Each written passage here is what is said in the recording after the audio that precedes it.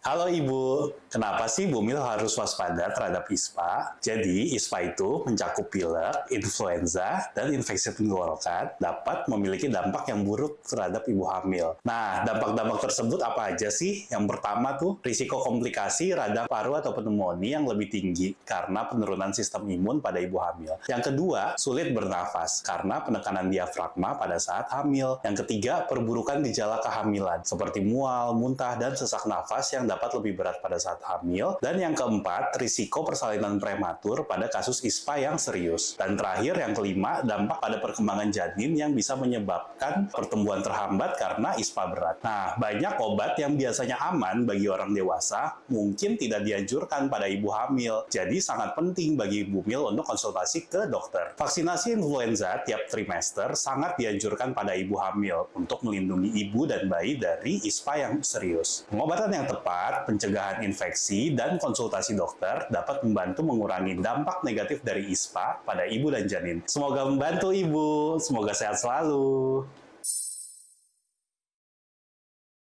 Yang sering salah sama ibu-ibu nih, nunggu bayi nangis dulu baru disusuin. Padahal menangis itu adalah tanda akhir dari bayi itu lapar. Jadi kayak udah lapar banget gitu, baru bayi itu menangis. Padahal sebelum bayi menangis ternyata ada sinyal-sinyalnya nih. Ada yang kita bilang early cues atau sinyal awal, sinyal tengah, dan late cues atau sinyal akhir. Di mana sinyal awal itu biasanya bayi sudah mulai noleh gitu ya, seperti mencari, kita bilang rooting refleks. Sinyal tengah, bayi udah mulai agak ngulet-ngulet, tangannya udah mulai masuk-masuk ke dalam mulut. Baru di tanda akhirnya, bayi akan menangis sampai kadang-kadang mukanya merah, lehernya merah, ngulet lebih banyak. Nah, sebetulnya ibu ketika sudah menangkap sinyal-sinyal awal, sinyal tengah, maka di saat itu akan mudah untuk melakukan pelekatan yang baik dibandingkan ketika ibu lihat bayinya udah nangis baru disusuin. Kadang-kadang biasanya reok tuh, mau ditempelin malah ngomel, malah marah, akhirnya kesulitan untuk melakukan pelekatan. Jadi sebaiknya ketika bayi lapar, ada sinyal-sinyalnya mulai nampak, segera susui pada saat itu. Halo Ibu, gimana sih cara stimulasi motorik untuk bayi usia 0-3 bulan?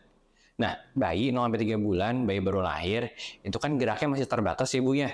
Kebanyakan hanya posisi tidur, kita gendong, atau menyusui. Tapi dia sudah bisa mulai ada visual tracking. Kita menggunakan, nih, benda yang terutama warnanya adalah warna merah. Kita gerakan di depan mukanya, nanti bayi itu akan mengikuti. Jaraknya jangan terlalu jauh. Jaraknya kira-kira 5-10 cm saja di depan mata bayi, kita bergerak. Gunakan yang warna merah atau warna kontras seperti warna hitam atau putih. Yang kedua adalah kita menggunakan auditory tracking. Jadi kita gunakan benda yang bisa mengeluarkan suara. Misalnya adalah kicirikan seperti ini. Ya, kita pilih suara yang tidak terlalu berisik. Bandingkan antara dengan kalau terlalu keras, nanti bayi akan merasa tidak nyaman. Dengan suara ini, gerakan di samping kanan, samping kiri, di atas bayi, di bagian depan bayi. Oke? Yang terakhir adalah pijat bayi. Pijat bayi itu juga bermanfaat sekali, terutama untuk bayi-bayi usia 0-3 bulan. Ya, pijat bayi idealnya dilakukan oleh orang tua. Jika ingin dibantu mau belajar dari profesional, boleh, tapi idealnya pijat bayi adalah orang tua. Semoga membantu Bunda.